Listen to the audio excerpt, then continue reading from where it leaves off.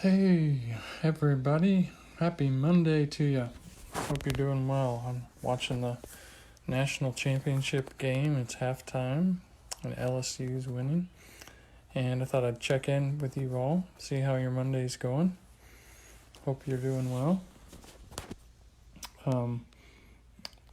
We had an awesome weekend this past weekend, and we were talking about the power of our words. The power of our words within our family specifically this week, and how you can either cause people in your family to flourish, or you can cause people in your family to shrivel up and die, kind of like a plant. A plant needs water to live and grow and flourish, and fertilizer and all those things. Hey Jane, hey Joanne, hey Nicole.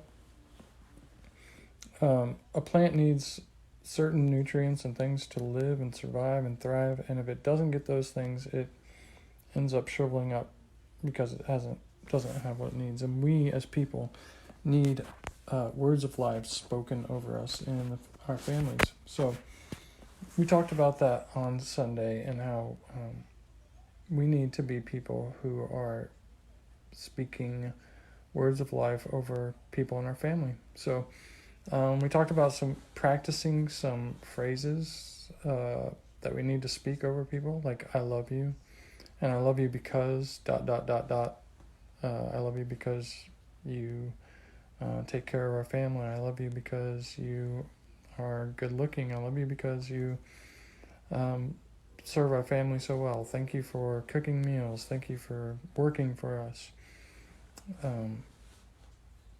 Showing appreciation, making sure that people aren't shriveling up from a drought of your good words. And hey, good, I'm glad, Jane. That's really cool to hear that you used that today with Everly. One of the things that our words can be toxic. So some of us use words that are just not healthy to be using within our family environment. And God is calling us to grow, to change the way that we talk to each other. Toxic language doesn't help our families to thrive, and it will never do that. So we need to clean up the way we talk, and then use words that help people to grow and flourish and thrive. And one of the things I talked about, I told a story. Hey Ruth, I'll post that soon on here. Joanne, I like that you get to watch. So one of the things I talked about, I told a story about how my dad really, without even knowing it, kind of prophesied over my life. He told me when we were on a road trip, he was a truck driver, and he told me that I was a good singer, and that has stuck with me from that day, and I use that as motivation to continue in my life. We can speak words over people in our families like that draw them into their future, that encourage them and think and help them, propel them into what God's called them to be. And so if you see something that in your kids, or if you see something in your spouse, you see something in those people in your family, like they've been gifted in some way, encourage them in that. Speak life into that. Prophesy over them and say, hey, I see this in you, and encourage them. Use that to propel them into their future. So use your words to build people up, to give them life, to set them free. And you're going to mess up. You're not going to always be encouraging. You're not going to always get it right. You're going to screw up. I also told a story how I really screwed up with my kids, and I blew my top with my children, and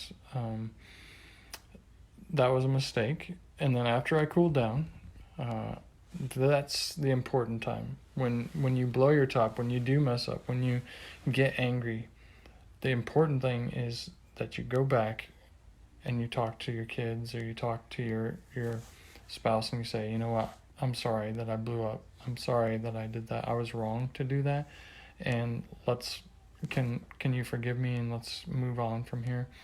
And that has great power. If you can apologize and tell them, hey, I'm sorry, screwed up with my words, and do you forgive me? So those are some helpful things when you're talking about words within our family.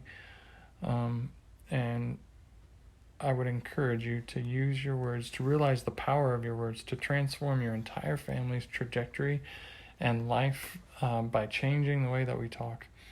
And I've been challenging you to memorize scriptures. One is Ephesians 4:29. Look it up. It talks about using our words to build each other up. Don't allow evil words to come out of your mouth. Let's see if I got it memorized. Do not, I don't have it memorized yet. Don't let evil words come out of your mouth, but only what is useful for building up, giving grace to those who need it. That's kind of the gist of it, but I need to memorize it better. But Ephesians 4:29, look it up, and it'll be helpful to you. And then Psalm 19, verse 14, may the where the words of my mouth and the meditations of my heart be pleasing to you, O God, my rock and my redeemer. Those two scriptures are great for us to memorize and encourage us to use our words and realize the power that they have. So hope you have a great week. Angie Bergduff. Sorry, I butchered your name. Thanks for watching tonight. You guys have a great rest of your week. Realize the power of your words, and we'll see you on Sunday. Bye. Love y'all.